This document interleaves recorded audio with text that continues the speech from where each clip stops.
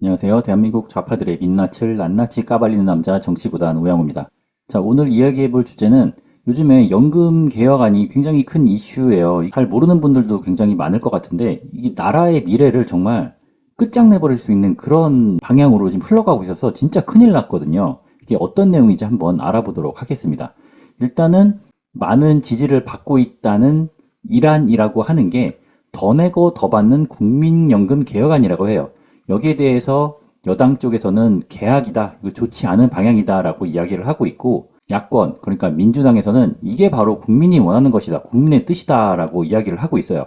그 현재 같은 경우에는 보험료율이 9%고 소득 대체율이 대략 42.5%로 이것도 좀 문제가 있어서 고갈 시점에 답이 없기 때문에 고갈 시점을 조금 늦추기 위해서 개혁을 추진을 한 거예요.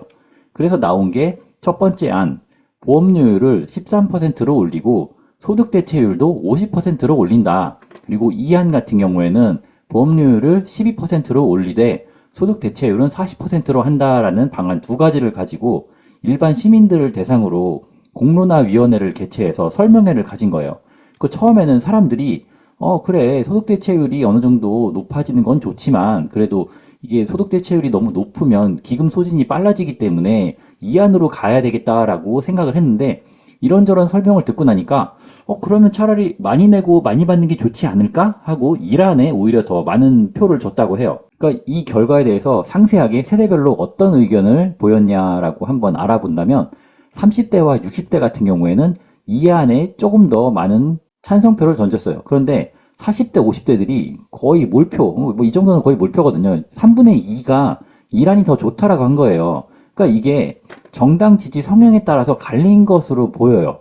일단은 이게 딱 봐도 30대, 60대는 약간 여당을 더 지지하는 사람이 더 많았고 그리고 요즘에 또 4050 쪽에서 민주당을 지지하는 사람들이 굉장히 많잖아요. 그러다 보니까 요 민주당에서 밀고 있는 안인 이란을 지지한 사람이 이렇게 좀 많이 나왔습니다.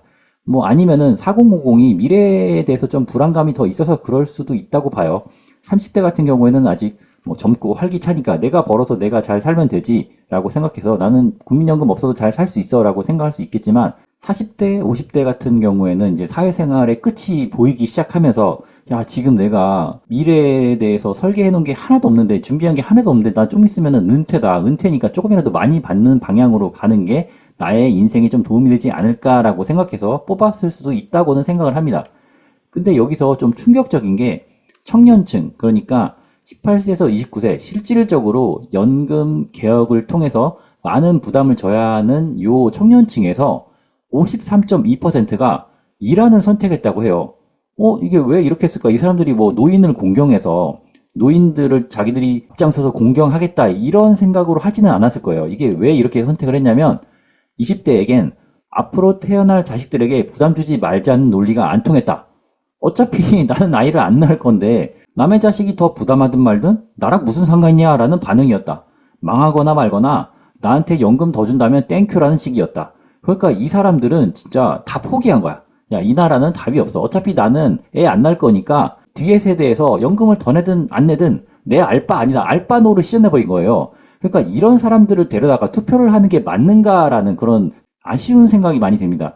좀 더 이 연금 개혁안에 대해서 깊게 고민하고 그리고 미래에 대해서 같이 고민할 수 있는 사람들을 뽑아서 합리적인 안을 도출을 해야 되는데 이게 무작위로 뽑힌 건지 어떻게 뽑힌 건지 전혀 모르겠는데 이런 마인드를 가진 사람들을 뽑아다가 국민의 대표라고 과연 할 수 있을까요? 제 생각에는 이란도 이안도 틀렸어요. 지금 연금은 더 내고 덜 받아야 돼요. 왜냐하면 이게 우리나라 2020년 기준의 인구 구조인데 보시면 요 60대가 가장 많아요. 50대, 60대가 가장 많단 말이에요. 그리고 출산율이 완전히 박살이 나서 어린아이들이 거의 없는 상태이기 때문에 약간 호리병 모양으로 돼 있고 이게 조금 더 지나면 역 피라미드 모양이 될 거잖아요. 그러니까 원래 국민연금은 이렇게 피라미드 모양을 기반으로 해서 만든 구조예요. 이게 무엇이냐? 연금을 받는 수급자들의 숫자는 많지 않고 그들을 부양하는 젊은 층이 더 많기 때문에 앞에서 좀 돈을 적게 냈더라도 뒤에 세대가 계속 돈을 채워주는 구조로 만든 거란 말이죠. 그러니까 사실상 폰지 사기예요. 폰지 사기. 계속 사람들이 연금을 내줄 사람들이 늘어난다는 가정하에 만든 기금이기 때문에 돈을 그렇게 적게 내고도 많이 받아갈 수 있었는데 이게 안 통한다는 거죠. 더 이상은. 그렇기 때문에 연금은 더 내고 덜 받아야 하는 게 맞는 거예요. 실제로 한번 계산을 제가 한번 해봤거든요. 만약에 지금 국민연금 상한액이 590만 원인데 590만 원의 9%를 낸다. 그러면 월에 53만 원을 내는 거고 1년으로 치면 636만 원을 내는 건데 만약에 30살에 일을 시작해서 퇴직하는 60살까지 30년간 납입 후에 그리고 이제는 65세부터 개시를 하니까 5년 정도 거치를 하고 돈을 받는 경우를 생각해 볼게요. 그러면 30년 후에 총 적립액은 수익률을 6%로 가정했을 경우에 5억 3,500만 원 정도가 됩니다. 그리고 65세 개시 시점, 그러니까 처음 연금에 가입하고 나서 35년이 지난 시점에는 총 7억 1,600만 원이 적립이 되게 돼 있어요. 이게 언뜻 보면 엄청 많은 것 같잖아요. 이 정도면은 연금 빵빵하게 받아도 되는 거 아니냐라고 생각하시겠지만 여기서 문제가 물가가 오른다는 거죠. 아무튼 이렇게 적립된 7억 1,600만 원에 대해서 소득 대체율 40%로 연금을 받는다고 한번 가정을 해볼게요. 그러면 납부 기준으로 590만 원이 인플레이션으로 35년이 지난 이후에는 1,660만 원에 해당하는 돈이 될 거예요. 우리 옛날에 짜장면 한 그릇에 뭐 1,000원, 2,000원 하는 시절이 있었지만 지금은 한 그릇에 10,000원이니까 그런 걸 감안하면 지금의 590만 원은 35년 후에 1,660만 원 정도의 가치가 되어야 서로 상응되는 가치일 것이다라고 보게 되는 거죠. 그러니까 거기서 40%, 즉 1,660만 원의 소득 대체율 40%를 곱하면 한 달에 664만 원, 1년에 약 8천만 원의 연금을 수령해야 소득 대체율 40%를 달성할 수가 있는 거예요. 그런데 이렇게 7억 1,600만 원이나 적립을 해놨음에도 불구하고 1년에 8천만 원씩 빼서 쓴다면 이 원금이 불어나는 속도보다 빼가는 속도가 더 빠르기 때문에 12년도 못 버텨요. 이렇게 빼가다가는 자기가 적립한 돈을 12년 만에 다 소진하게 되는 거예요. 그러니까 65세부터 연금을 타기 시작했다면 77세까지는 본인이 낸 것을 다 타먹은 것이고 그 이후부터는 그냥 순수하게 적자를 내기 시작한다는 거예요. 연금에서. 그런데 지금 고령화 평균 수명 연장으로 77세까지 받고 그냥 죽으면 끝나나요? 제 주변에서 병 걸려서 돌아가시는 게 아닌 이상 요즘에는 80세, 90세가 정말 흔한 시대가 됐잖아요. 지금 뭐 크게 병 걸리지 않으신 분들 뭐 상당한 걸 보면 다 90세가 넘어요. 그러니까 77세는 그냥 87세까지 사는 게 당연한 거예요. 90세까지는 사셔야 조금 이제 뭐 평균치 하셨다 이렇게 생각하는 시대니까요. 그런데 거기서 40%도 모자라서 50%를 지원하는 게 말이 됩니까? 지금 40%를 해도 77세까지만 받으면 내가 낸 거 다 타먹는데 50%로 더 늘리면 더 금방 소진이 되고 적자가 엄청나게 늘어나는 거예요. 그러니까 국민연금 같은 경우에는 지금 낼 사람이 더 많았지만 나중으로 넘어갈수록 내는 사람보다 받을 사람이 많아지기 때문에 지금 기준으로 생각할 게 아니라 미래 기준으로 생각을 해야 된다는 거죠. 그런데 이 연금개혁위원회에서 더 내고 더 받는 안에 대해서 핵심 내용이 빠져있고 설문 표현이 왜곡돼 있었어요. 그러니까 이란 같은 경우에는 더 내고 더 받는데 지속 가능하다라고 표현을 했고 이 안에 대해서는 이런 내용이 없었어요. 그러니까 일부 사람들은 이란이 조금 더 지속 가능하다고 착각할 수도 있었기 때문에 다시 한번 투표를 해야 되는 거 아니냐라는 말도 나오고 있어요. 그런데 만약에 이대로 이란이 확정이 된다.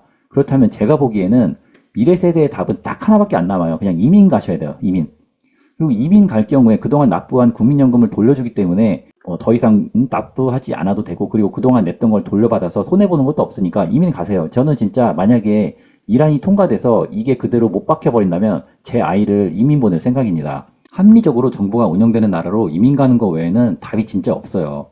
2000년 이후에 태어난 세대는 생애소득의 40% 이상을 세금으로 내야 된다고 지금 계산을 하고 있거든요.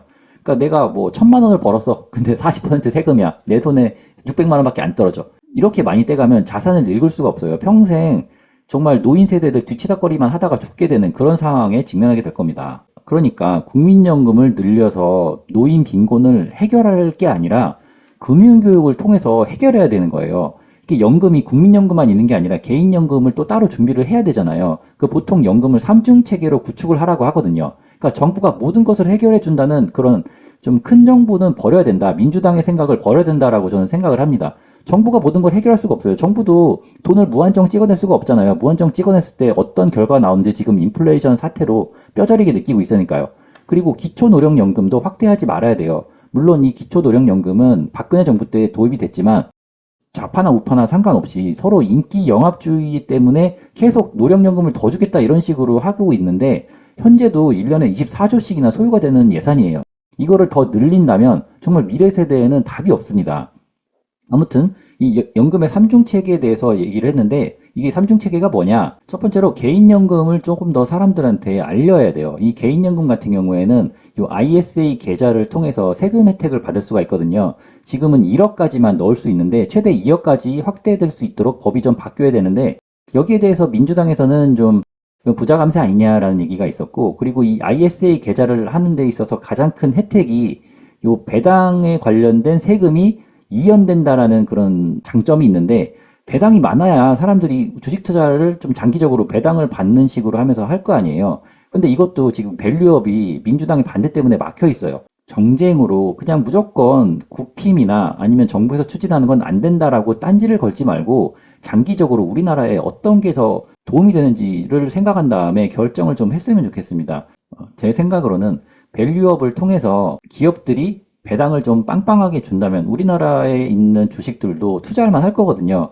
그렇게 투자된 돈들이 좀 장기적으로 투자가 될 수 있도록 유도를 하는 게 이 개인연금 활성화에 좀 첫걸음이 될 것 같고요. 그리고 퇴직연금.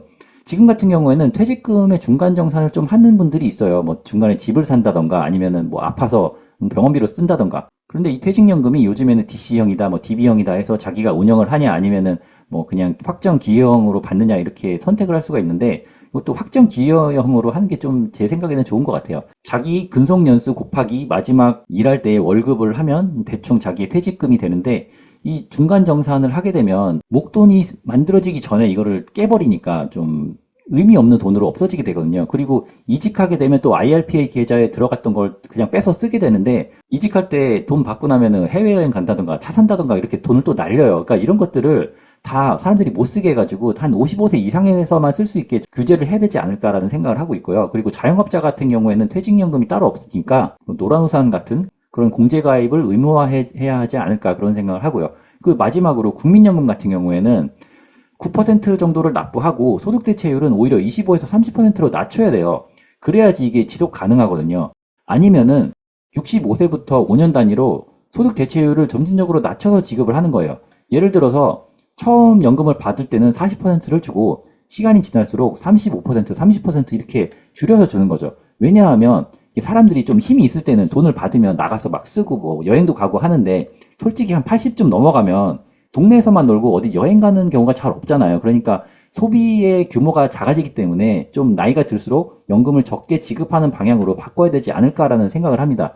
아무쪼록 이 연금에 관련해서 좀 합리적인 방안으로 나라가 지속적으로 유지될 수 있는 그런 방안이 좀 만들어졌으면 좋겠어요. 지금에 나온 13%를 내고 50%를 받는다는 건 이건 현실적이지가 않아. 이거는 누군가 총대를 메고 좀 사람들한테 좀 강하게 이야기를 해야 돼요. 우리나라가 지금도 출산율이 완전히 박살이 났는데, 만약에 젊은 세대들이 이런 세금과 국민연금 납부에 관련해서 너무 부담되는 상황이 온다면 그마저도 남아있는 출산율이 더 박살나서 정말 나라가 소멸하는 지경에 이를 겁니다. 자, 오늘 여기까지 하고 다음 시간에 또 다른 소식으로 찾아뵙도록 하겠습니다. 감사합니다.